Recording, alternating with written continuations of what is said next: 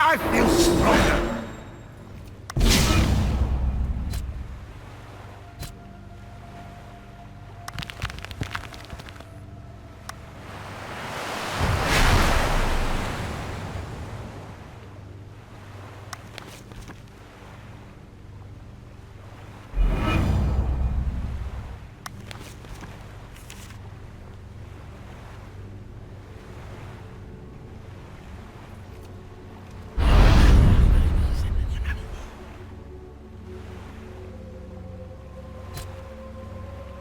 The raiders and Rosalie barged into the throne room, mere moments after Duke Oswin had proposed a marital alliance between the houses of Falcon and Unicorn.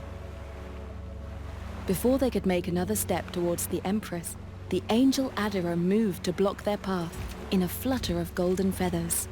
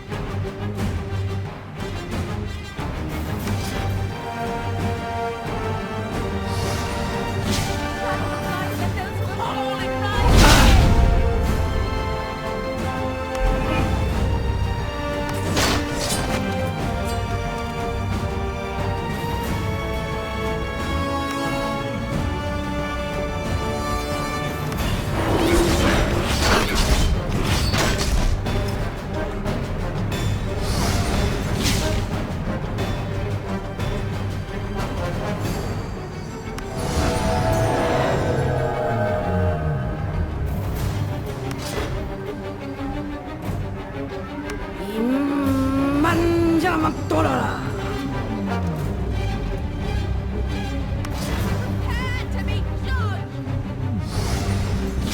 No. It can't be.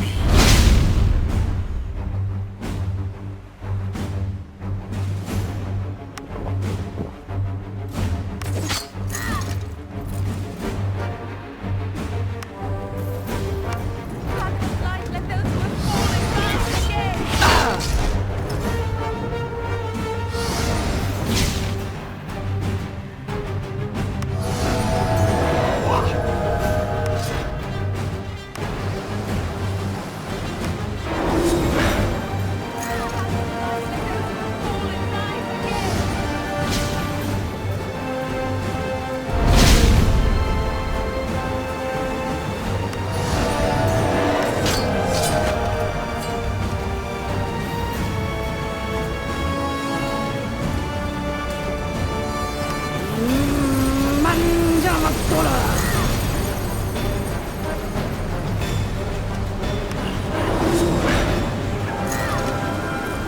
Yes! More glory!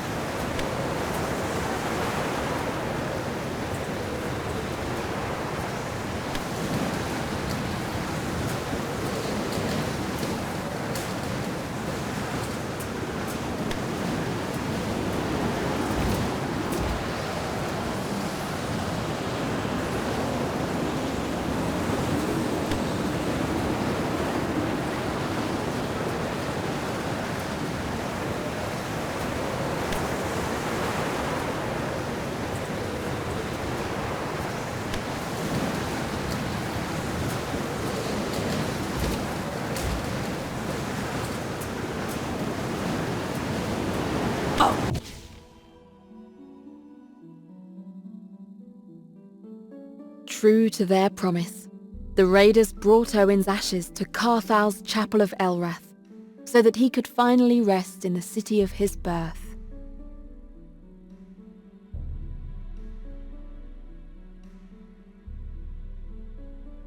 The raiders killed Luke, the brigand, putting an end to his notorious career. Maybe he would find peace in the next life.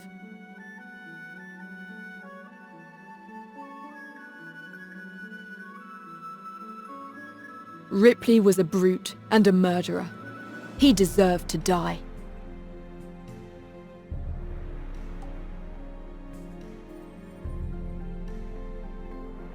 Could Kirk have redeemed himself? Maybe, maybe not. The Raiders made him answer for his crimes and sent him on to the Dragons.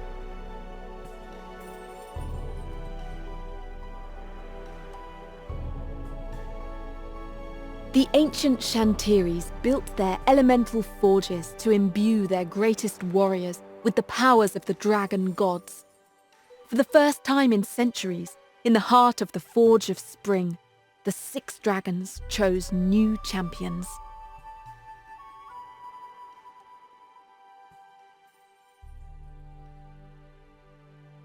Having discovered Lord Hart's marriage to the Dark Elf Leodan, the Raiders chose to protect the lovers from the Inquisition. Hart and Leodan later had a son, Mirim. Something tells me he's destined for great things.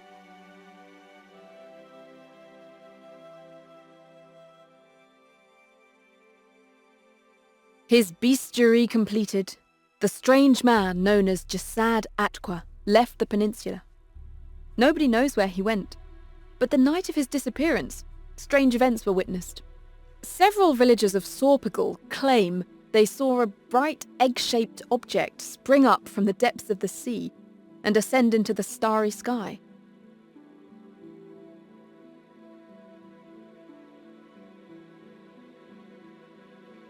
While the Raiders were not able to save the knight Mombar from his madness, they did fulfill his dying wish by finding his long-lost daughter, Rosalie.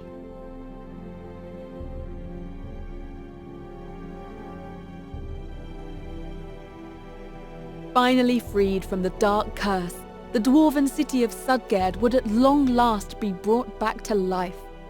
The exiled dwarves of the Adjin Peninsula had a home once again.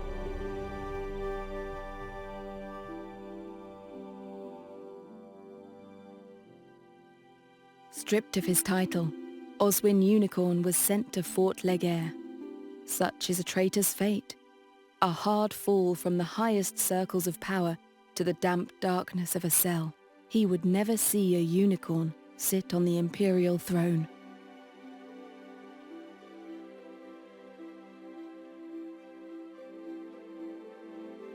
With their leader in jail, Empress Gwendolyn's opponents soon made a plea for reconciliation. Despite the troubles that marked the first years of her reign, Gwendolyn would emerge as one of the greatest rulers the Empire has ever known, and nobody would ever underestimate her again.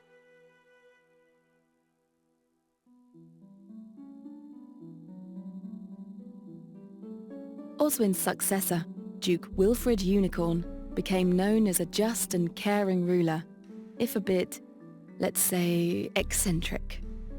As it turns out, he and Baroness Rosalie of Mombar shared more than just a love for little details and great mysteries, since these two were wed within the year. An avatar of El Rath himself appeared at their wedding to bless their union. I can testify to it. I was there.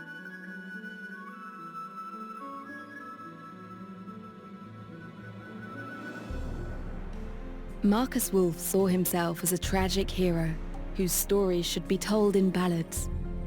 Maybe he would have liked to know he did eventually become the subject of several folk songs, although not so much the fact they tell the story of the idiot who wanted to be Duke.